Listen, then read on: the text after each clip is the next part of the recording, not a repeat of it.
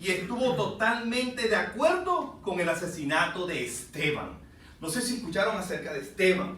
Esteban era un predicador, era un hombre de Dios, estaba predicándole al pueblo de Israel, y Esteban en ese momento lo tomaron y fue apedreado.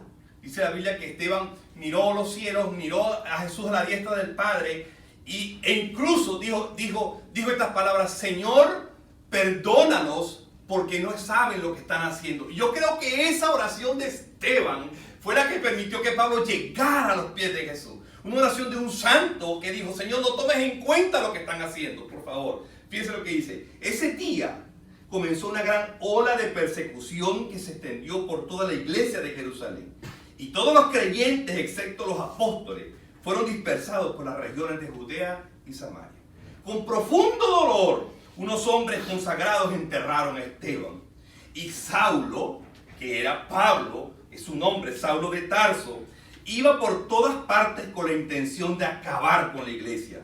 Iba de casa en casa y sacaba a rastras tanto a hombres como a mujeres y los metía en la cárcel. Wow. Más adelante, en el mismo libro de los Hechos, su capítulo 9, verso 1, dice así. Le estoy contando quién es este Pablo. Le estoy narrando quién es este Saulo, que dice en su primer verso: Pablo, por voluntad de Dios, llamado a ser apóstol. Y dice así: mientras tanto, Saulo pronunciaba amenazas en cada palabra y estaba ansioso por matar a los seguidores del Señor. Otra versión dice que Pablo respiraba, que de él respiraba amenazas de fuego contra los cristianos. Pablo odiaba a los cristianos. No era cualquier cosa. O sea, Pablo, yo creo que veía un cristiano, era como que veía al diablo. Era como que veía a su peor enemigo. Le tenía odio, le tenía rabia, quería acabar con ellos. Así que acudió al sumo sacerdote, Pablo. Le pidió cartas dirigidas a las sinagogas de Damasco para solicitarle su cooperación en el arresto de los seguidores del camino que se encontraran allí. Su intención era llevarlos a hombres y mujeres por igual de regreso a Jerusalén encadenados. Mira cómo lo que estaba Pablo, lo que estaba maquinando, lo que estaba pensando: voy, llevo carta, estoy empoderado, donde los consiga los agarro, donde los consiga los encarcelo, les pongo cadenas y me los llevo de regreso a Jerusalén. Pero el verso 3 dice: al acercarse a Damasco para cumplir esa misión, oiga, Pablo tenía una misión. Pablo tenía una misión de vida. Pablo tenía un propósito que lograr y que cumplir. Una luz del cielo de repente brilló alrededor de él. Y Saulo cayó al suelo y oyó una voz que le decía: Saulo, Saulo, ¿por qué me persigues? ¿Quién eres, Señor?, pregunta Saulo. Yo soy Jesús, a quien tú persigues, contestó la voz. Ahora levántate, entra en la ciudad y se te dirá lo que debes hacer. Wow. Pablo, quien se llamaba Saulo, fue oponente desde su juventud del evangelio, hasta que el Cristo resucitado lo derribó de su caballo y lo nombró apóstol. No sé cuánto nos ha derribado Dios de nuestro caballo. A Pablo, sigue diciendo, le temían los cristianos de su época. Continúe leyendo en el libro de los Hechos, su capítulo 9, el verso 10. Dice así: ahora bien, había un creyente en Damasco llamado Ananías. El Señor le habló en una visión y lo llamó. ¿Ananías? Sí, Señor, respondió. Y el Señor le dijo: ve a la calle llamada derecha, a la casa de Judas. Cuando llegues, pregunta por un hombre de Tarso que se llama Saulo. En este momento él está orando. Le he mostrado en visión a un hombre llamado Ananías que entra y pone las manos sobre él para que recobre la vida. Pero Señor, exclamó Ananías, he oído mucha gente hablar de las cosas terribles que ese hombre les ha hecho a los creyentes de Jerusalén. ¿Está entendiendo? Además tiene la autorización de los sacerdotes principales para arrestar a los que invocan tu nombre. Y el Señor le dijo, llamado por la voluntad de Dios, el Señor le dijo: ve, porque Él es mi instrumento elegido para llevar mi mensaje a los gentiles y a reyes, como también al pueblo de Israel. Y le voy a mostrar cuánto debe sufrir por mi nombre. Oiga, Jesús cambió los planes de Pablo. Pablo iba a Damasco a destruir la iglesia de Cristo. Y Cristo lo convirtió en uno de los hombres que Dios usó para edificarla. Pablo iba a Damasco con unos planes, pero tenía otros, Dios tenía otros para él. Hay un refrán en mi país natal, Venezuela, que dice así: una cosa piensa el burro y otra el que lo arrea. Déjeme decirle que aquel burro era Pablo y el que lo arreaba era Dios. Mi historia, y quizás la suya, es probable que no sea muy diferente a la de Pablo. Jamás imaginé estar parado aquí hoy, aquí en un país extraño para mí, fuera de mi tierra y de los míos. Definitivamente aquí el burro soy yo y Dios es el que me arrea. No sé cuántos burros me acompañan hoy y me escuchan. Jesús, al igual que Pablo, cambió mis planes como cambió los tuyos también. Sigue diciendo: apóstol de Jesucristo Jesús y nuestro hermano Sóstenes. Wow. Escuche, Sóstenes, otro opositor del Evangelio, también un antiguo oponente del Evangelio. En el libro de los Hechos, capítulo 18, él era el gobernante de la sinagoga en Corinto y había llevado a Pablo a la corte por su actividad evangelística. Entienda, Sóstenes, Pablo, enemigo de Dios. Dios se le habla a Pablo, pero Sóstenes, también es oponente del Evangelio, enemigo de Pablo, y lo lleva a la corte. Pero resulta ser que en la corte desestimaron su caso, y a causa de que desestiman su caso, a Sóstenes lo apedrean y lo golpean. Pero ahora Pablo lo llama nuestro hermano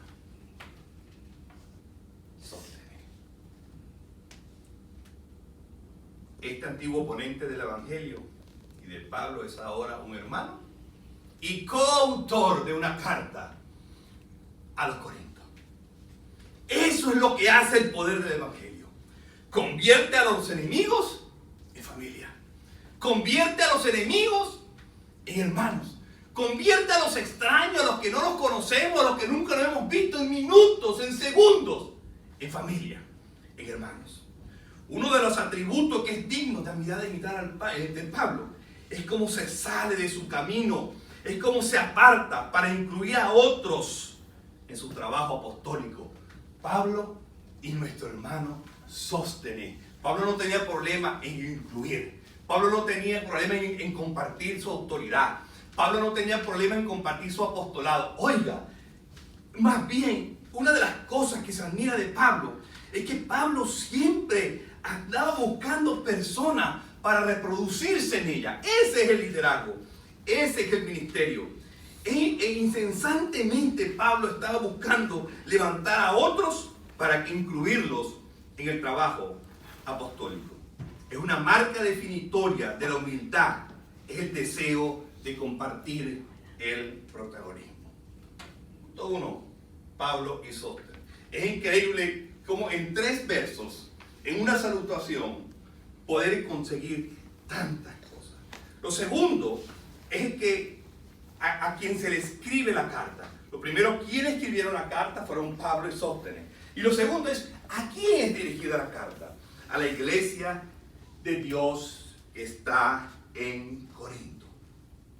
Corinto era la capital de Acaya, la región sur de la península griega, un centro económico y cultural. Ahí se puede ver en el mapa. Está situado en un estrecho istmo entre el continente griego y la península Peloponeso. Una ciudad estratégica, una ciudad portuaria. Oiga, Corinto era una ciudad próspera, era una ciudad rica.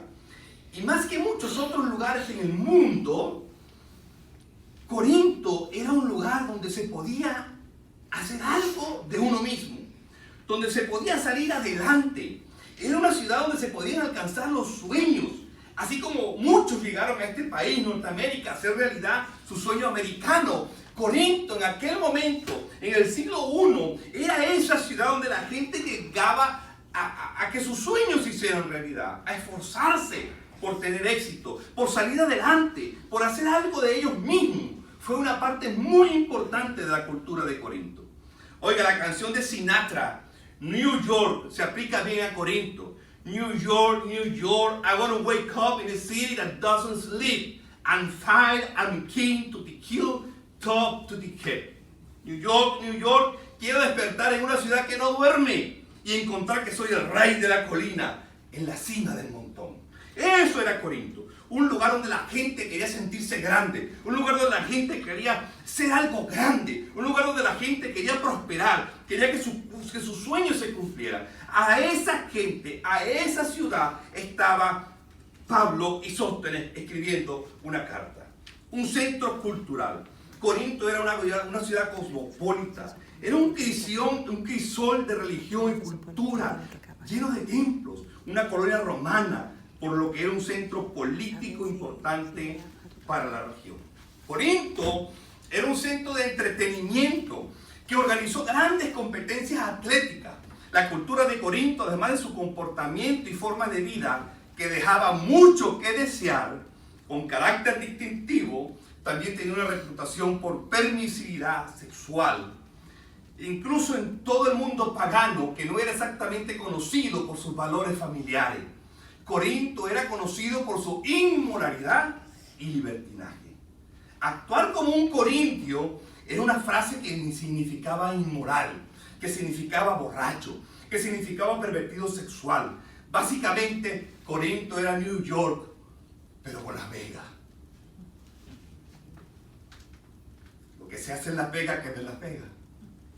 Trasladado en una versión del primer siglo del sueño americano de la prosperidad, el entretenimiento y el deseo desenfrenado. A ellos escribió el apóstol Pablo, en ese momento y en ese contexto de esta historia. Como tercero, sigue diciendo el verso, a los que han sido, ¿qué?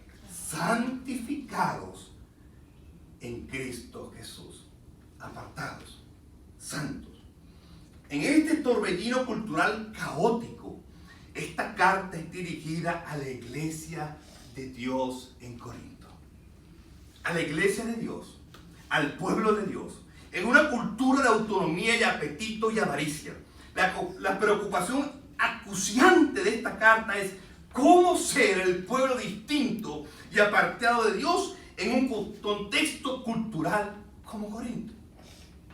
Y esa es exactamente la misma preocupación urgente que enfrentamos nosotros.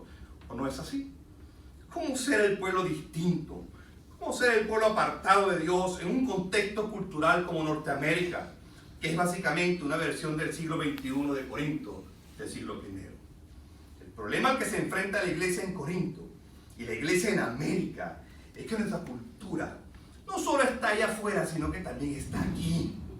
La iglesia corintia estaba formada por corintios, al igual que la iglesia americana está formada por americanos y por emigrantes que llegan a este país. Y escuchen, y que traen su propia cultura, traen su propio Corinto en su maleta con ellos, su background, sus antecedentes. Todos tenemos nuestra historia y así traemos nuestro bagaje, nuestro equipaje cultural, nuestras deformaciones morales a la iglesia, a la congregación del pueblo de Dios. Será muy fácil dirigir nuestra atención a los retos que se plantean allá afuera y arremeter contra una cultura que se ha alejado de su cimiento cristiano y abrazando la inmoralidad. Pero Primera de Corinto no está interesado en hacer eso. Pablo no tiene interés en recuperar a Corinto para Jesús. A lo que está apasionadamente comprometido es a recuperar a la iglesia en Corinto para Jesús. Rescatar a la iglesia. Corinto es una misión de rescate. Es una misión imposible. Rescatar a la iglesia corinta de su cautiverio cultural y llamarlos a ser la iglesia de Dios, perteneciente a Jesús, que es lo que realmente son, apartados, los que han sido santificados en Cristo Jesús. Seguimos este camino en Corinto y este primer libro y estos primeros 3 versos. Lo próximo que vemos como 4 es que son hechos santos para ser santos. Continúa diciendo el verso 2, a los que han sido ¿qué? Santificados en Cristo y llamados a ser su santo pueblo. Así Pablo tiene una visión para la iglesia en Corinto, para hacer lo que realmente son en Cristo, comienza a desempacar lo que significa ser la iglesia de Dios en Corinto, la iglesia de Dios en América. Y aquí mismo en la introducción a la iglesia de Dios que está en Corinto, a los santificados en Cristo Jesús, llamados a ser santos, a los santificados en Jesús. Santificado significa ser apartado para un propósito especial. Pablo está escribiendo a aquellos que son apartados con un propósito especial en Corinto. Los de Corinto que Dios ha apartado. Dios está diciendo, yo te he redimido, tú eres mío, apartado para mis propósitos. Esta es la identidad de los santificados, separados no solamente en Corinto, pero ahora para nosotros separados en esta ciudad, separados quizás en Kingsville, en Belea, en el Perry Hall o en donde quiera que tú vivas. Allí has sido apartado, has sido hecho santo para ser santo. Pero tener esta identidad para saber quién eres, lo que Dios ha hecho por ti y para ti significa algo para tu vida. ¿Qué es lo que Pablo dice a continuación? A los santificados, apartados, santificados llamados a ser santos. Oiga, la palabra santificado y santos es en realidad la misma palabra raíz. Es un verbo, una es un verbo y otra es un sustantivo, pero significa lo mismo. Ellos juntos significan santo. Así que se podría decir, a los que se hicieron santos en Cristo Jesús, llamados a ser santos. Esta es la tensión que corre a través de la vida cristiana y directamente a través de este libro, ser quien realmente eres. Oiga, Dios te ha hecho santo, ahora sé santo. Dios te ha apartado para sus propósitos, así que quédate en esos propósitos. Dios nos limpia. Ser santo es ser limpiado, ser lavado con su sangre. Es como que nos limpien esta ropa. Y ahora, una vez que está limpia, que está blanca, que está santificada, comienzo a caminar en la vida, comienzo a moverme en la vida y evitar que mis ropas se manchen, que mis ropas se ensucien. Eso habla, sed santo. No soy santo por mí mismo, soy santo porque la sangre de Jesús me santificó, pero sí me toca a mí permanecer en esa santidad. Gloria a Dios. Como quinto, dice, junto con todos los que en todas partes invocan el nombre de nuestro Señor Jesucristo. Señor de ellos y de nosotros. Pueblo santo, juntos. ¿Sabe? Somos llamados a ser santos. Junto con todos aquellos que en todo lugar invocan el nombre de nuestro Señor Jesucristo. Es una parte interesante que Pablo añade allí, pero creo que es intencional y muy importante. Esa palabra juntos es el tema central de este libro. ¿Cómo ser una iglesia unida? En misión, juntos, como Grace Community, cómo estar unidos y estar juntos. No es lo mismo estar unidos que estar juntos. Aquí probablemente estamos unidos, pero estar juntos habla de caminar en un mismo sentido. Estar juntos habla de tener comunión. Estar juntos habla de poder soportarnos los unos a los otros. El estar juntos está en cubrirnos los unos a los otros. Estar juntos habla de ayudarnos los unos a los otros. Estar juntos habla de empatía. Estar juntos habla de ponerme en los zapatos del otro. Estar juntos se refiere a que yo pueda sentir lo que el otro siente. Estar juntos se refiere a ese verso, llorad con los que lloran y rían con los que ríen. De eso se trata de estar juntos, de comunión, de compartir, de recibir en unidad. Pero justo aquí, al principio, antes que se vuelva a unificar nuestra iglesia local, Pablo quiere que levantemos los ojos para ver algo más grande. Oiga, las personas distintas y apartadas para Dios en una cultura como Corinto, como América, tienen una unidad que trasciende todas nuestras diferencias. Y aquí pongo nuestro ejemplo. Dios nos ha unido para este ministerio. Guatemala, Venezuela, República Dominicana, Estados Unidos, Cuba, diferentes naciones. Dios trajo este equipo de trabajo, diferentes hombres de diferentes naciones, con diferentes culturas, con diferentes maneras de pensar, con diferentes maneras de comer, con diferentes maneras de hablar, aunque hablamos español todo, pero a veces no nos entendemos. A veces no sabemos qué palabra estás diciendo, a qué te refieres. ¿Sabe? Dios une a gente diferente. Dios trae de otros lugares, de otros países, y une a personas diferentes. Oiga, yo tenía mi equipo en Venezuela. Yo tenía mi equipo con que yo trabajaba, con que trabajaba en el ministerio. Todos venezolanos. Todos nos conocíamos. Yo levantaba una ceja y sabía lo que quería hacer. Ellos me conocían, sabían mis gustos, sabían qué me molestaba. Trabajamos en unidad y juntos. Nos conocían. Y de repente, de la noche a la mañana, Dios me tumba del caballo. Se le ocurre aparecérseme en el camino. Oiga, no del camino a Damasco, porque quizás yo no iba a Damasco, quizás yo no iba en contra de Dios, pero sí quizás iba en contra de mí mismo. Porque muchos estamos caminando una vida en contra de nosotros mismos y no entendemos que nos estamos haciendo daño a nosotros y a los que nos rodean. En ese camino se aparece Jesús en mi vida. En ese camino Dios me tumba del caballo. En ese camino Dios dice, te voy a cambiar los planes de tu vida. Jamás pensé ser pastor, jamás pensé ser evangelista, jamás pensé ser ministro de Dios.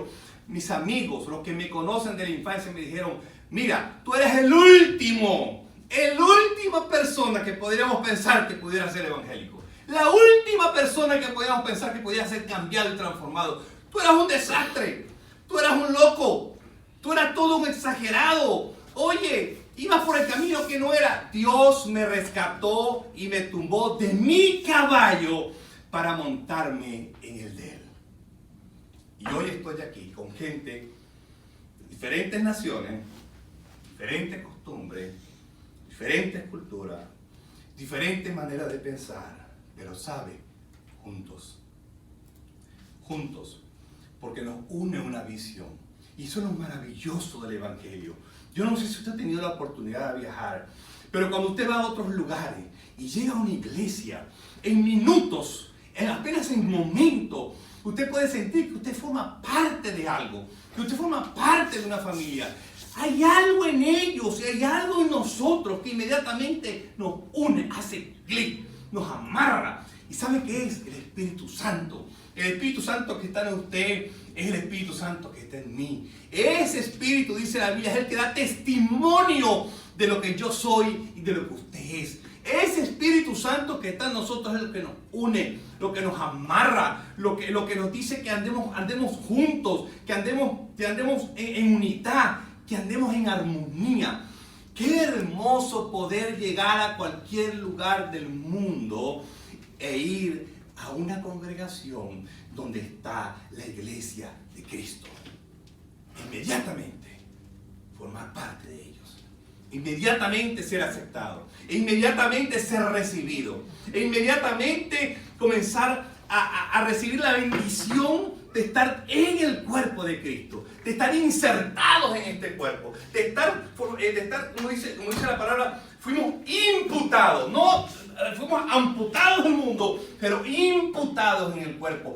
No es como que nos cosieron, fuimos uno de los miembros, quizá una mano, un dedo, un brazo, un pie, pero fuimos imputados, metidos, cosidos allí, insertados en un cuerpo que quizás una mano sea oscura y la otra clara y un ojo verde y otro de otro color, porque somos todos diferentes, pero todos estamos insertos en ese hermoso cuerpo que se llama iglesia. En la cabeza es Jesús. Qué hermoso poder ver cómo Dios une a diferentes culturas, a diferentes países, diferentes maneras de pensar en un mismo propósito. Dios unió a Pablo y a Sóstenes, enemigos. Y ahora Pablo lo llama hermano. Familia. Por último, gracia y paz. Dice la palabra en el verso 3.